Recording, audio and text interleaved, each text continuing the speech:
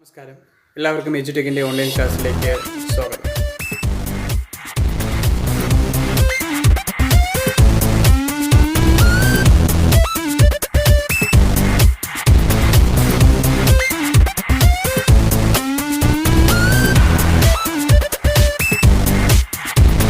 സ്വാഗതം. ഇത് നമ്മൾ ഡിസ്കസ് ചെയ്യുന്നത് 10th 4th chapter production of മെറ്റൽസിലെ റിമൈനിങ് പോർഷൻസ് ആണ്. ലോഹ നിർമ്മാണത്തിലെ ബാക്കി വരുന്ന പോർഷൻസ് നമ്മൾ ഡിസ്കസ് ചെയ്യുന്നത്. ലാസ്റ്റ് ക്ലാസ്സിൽ നമ്മൾ എന്താണ് ലോഹ നിഷ്കർഷണം എന്നത് വരെയാണ് പറഞ്ഞു നിർത്തിയിരുന്നത്.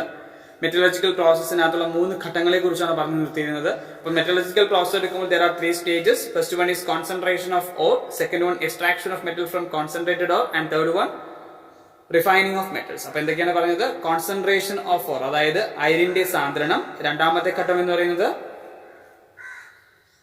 സാന്ദ്രീകരിച്ച അയിരിൽ നിന്ന് ലോഹത്തെ വേർതിരിക്കൽ. അവസാനത്തെ ഘട്ടം എന്ന് പറയുന്നത് ലോഹ ശുദ്ധീകരണം. ഇങ്ങനെ 3 ഘട്ടങ്ങളിൽ കൂടിയാണ് നമ്മൾ ഒരു മെറ്റലർജിക്കൽ പ്രോസസ്സ് കടന്നു പോകുന്നത്. അതിൽ നമ്മൾ ഫസ്റ്റ് സ്റ്റേജിനെ കുറിച്ചാണ് ഇന്ന് ഡിസ്കസ് ചെയ്യാൻ പോകുന്നത്. ഒന്നാമത്തെ ഘട്ടമാണ് concentration of ore. Concentration of ore, അയിരിന്റെ സാന്ദ്രണം എന്നാണ് ഈ ഘട്ടത്തിന്റെ പേര്. അയിരിന്റെ സാന്ദ്രണം. അപ്പൊ നമുക്കറിയാം, ഈ അയിര് എന്ന് പറയുന്നത് it is obtained from earth crest.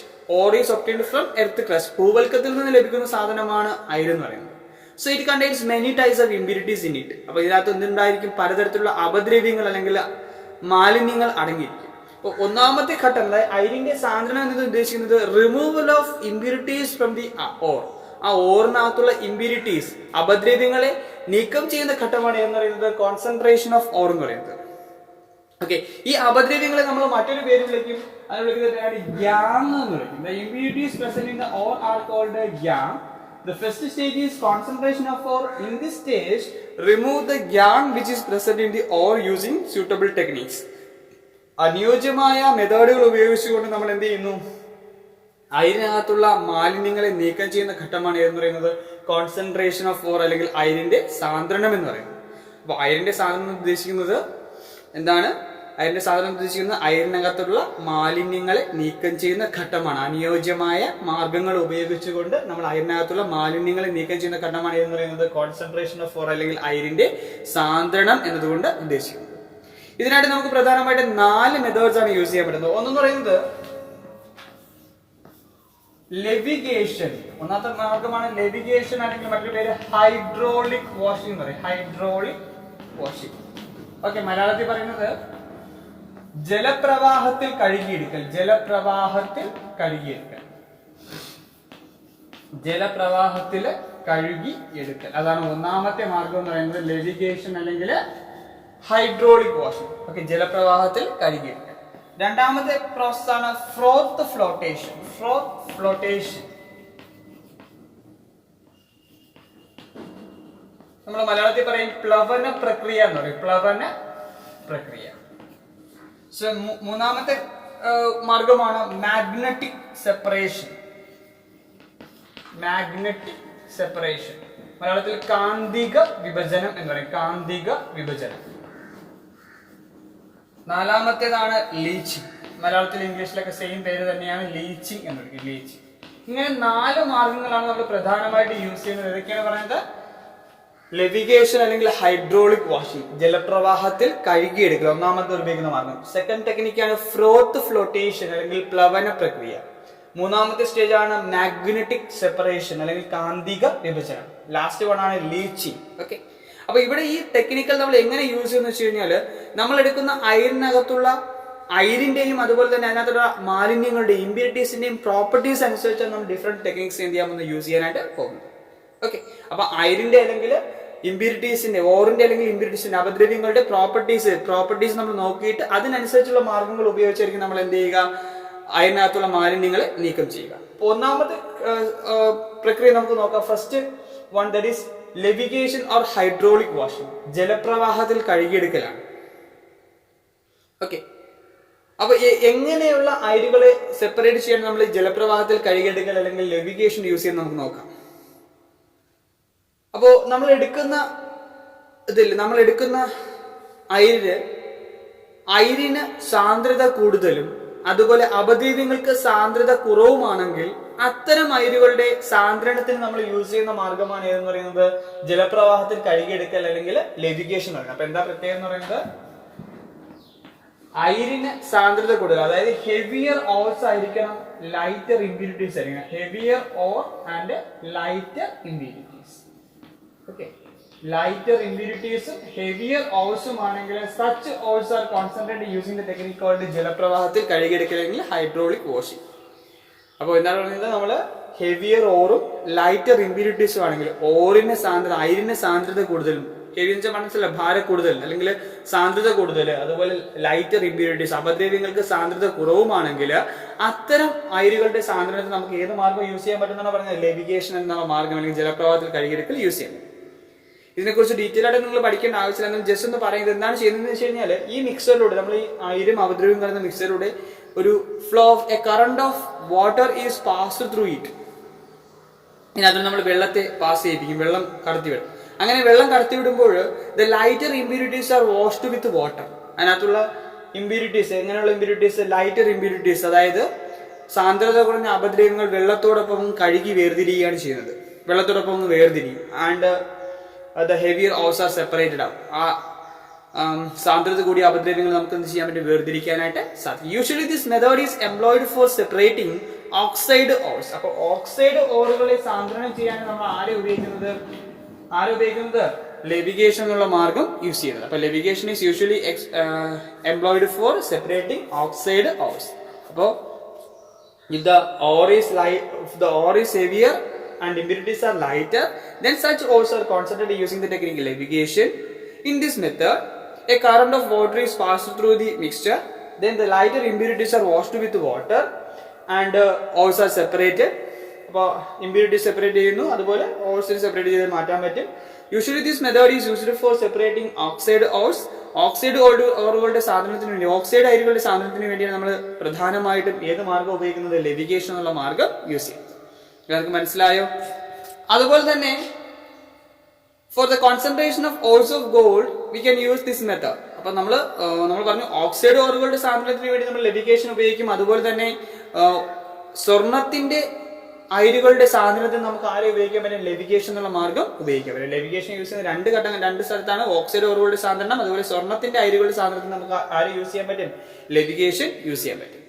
അടുത്ത നമ്മൾ രണ്ടാമത്തെ ടെക്നിക്കിലോട്ട് പോകുന്നത് ദാറ്റ് ഈസ് ഫ്രോത്ത് ഫ്ലോട്ടേഷൻ. അപ്പൊ ഒന്നാമത് നമ്മൾ പറഞ്ഞത് ഹെവിയർ ഓറും ലൈറ്റർ ഇമ്പ്യൂരിറ്റീസും ആണ്. നേരെ തിരിച്ചാണെങ്കിൽ if the ores are lighter or impurities are heavier, ores are lighter and impurities are heavier, then such ores are concentrated using the technique called froth flotation or പ്ലവന പ്രക്രിയ. അതായത് അയിരുകൾക്ക് സാന്ദ്രത കുറവും അപദ്രവ്യത്തിന് സാന്ദ്രത കൂടുതലുമാണെങ്കിൽ അത്തരം അയിരുകളെ സാന്ദ്രണം ചെയ്യാൻ നമ്മൾ ഉപയോഗിക്കുന്ന മാർഗമാണ് എന്ന് പറയുന്നത് ഫ്രോത്ത് ഫ്ലോട്ടേഷൻ എന്ന് പറയുന്നത്. ഫ്രോത്ത് ഫ്ലോട്ടേഷൻ അല്ലെങ്കിൽ പ്ലവന പ്രക്രിയ എന്ന് പറയും.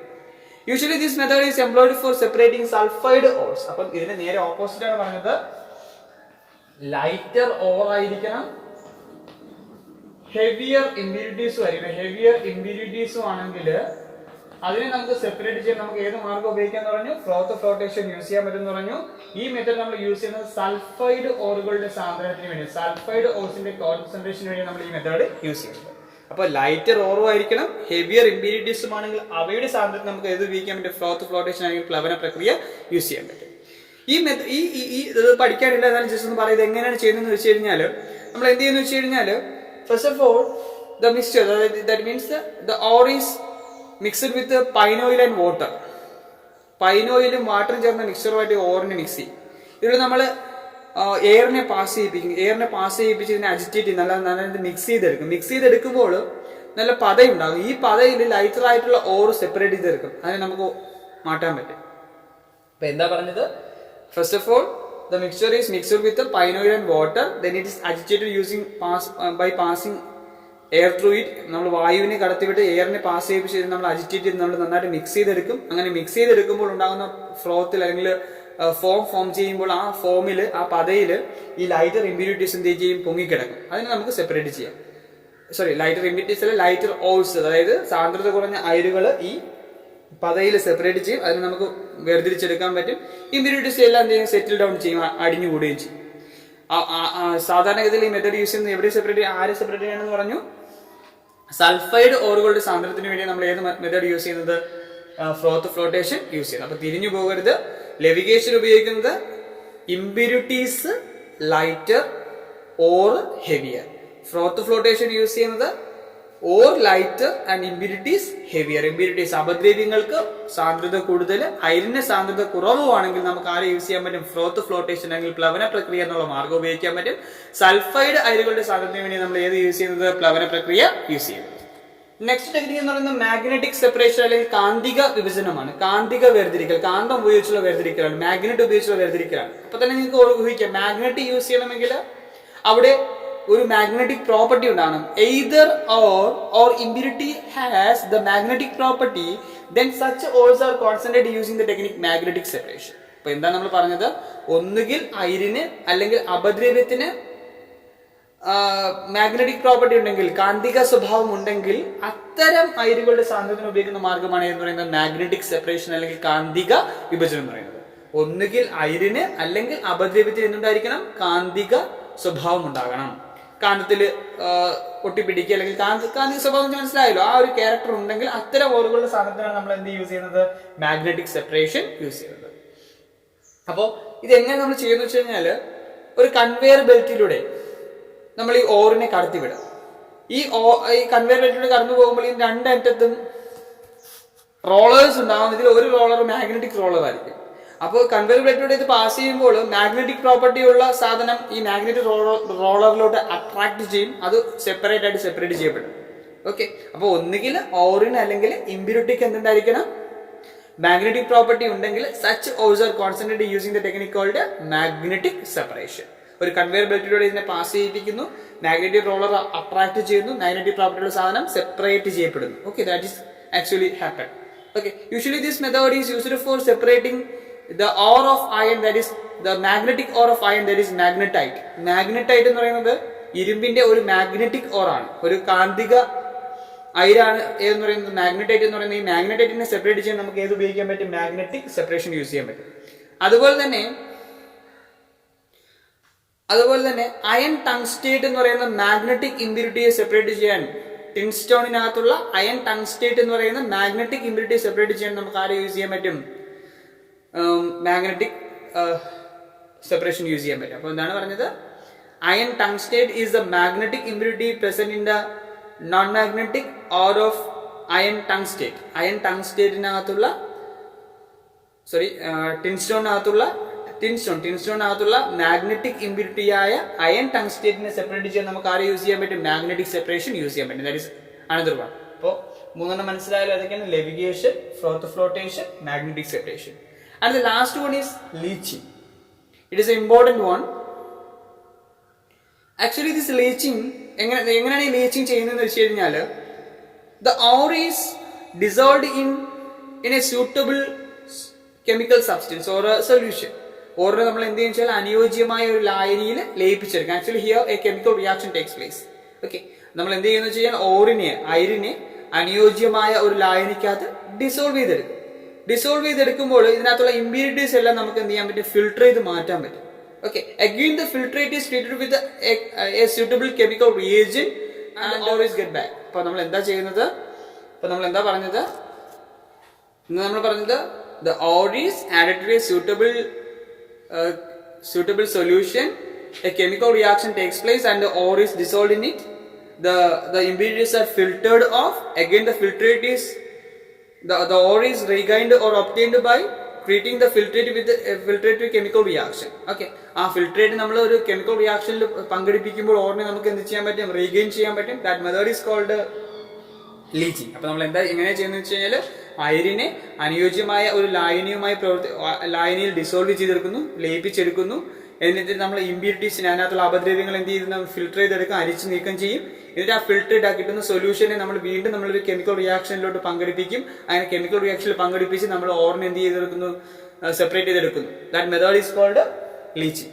Okay, usually this method is employed for separating ബോക്സൈറ്റിന്റെ കോൺസെൻട്രേഷന് വേണ്ടിയാണ്. ദ ഓർ ഓഫ് അലുമിനിയത്തിന്റെ ഓറായ ബോക്സൈറ്റിന്റെ കോൺസെൻട്രേഷന് വേണ്ടി നമ്മൾ ഏത് മെത്തേഡ് യൂസ് ചെയ്യുന്ന? ലീച്ചിങ് എന്നുള്ള മാർഗം ഉപയോഗിക്കുന്നു. Leaching is actually used by for the concentration of bauxite. അപ്പോൾ നമ്മൾ 4 മെത്തേഡ്സ് ആണ് പഠിച്ചത്. ഏതൊക്കെയാണ്? Levigation, froth flotation, magnetic separation and leaching. അപ്പൊ നിങ്ങൾ ചെയ്യാനുള്ളത് ഇത് നാലും ഒന്നുകൂടെ ഒന്ന് മനസ്സിലാക്കുക.